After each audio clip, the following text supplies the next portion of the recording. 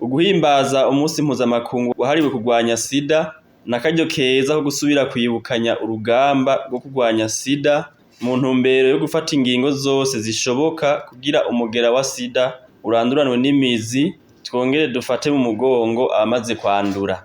Icivugo cahariwe uwo munsi mpuzamakungu wo kurwanya umugera wa Sida uyu mwaka ni duharanire gutunganirizwa kumwe mu bikorwa vyo kurwanya umugera wa Sida.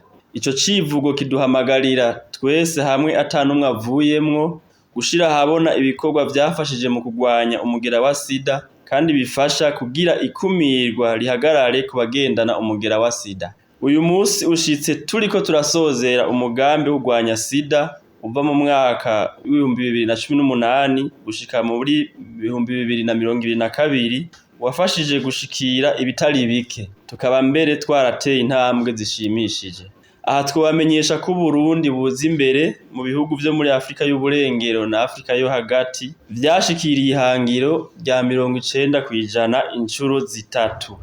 Ibiharuro vyavuye mu isuzuma ry'ingene twashize mu ngiro uwo mugambi wo kurwanya Sida vyerekanye ko ibice 90% vy'abagendana umugera wa Sida bipimishije kandi bazi ko banduye.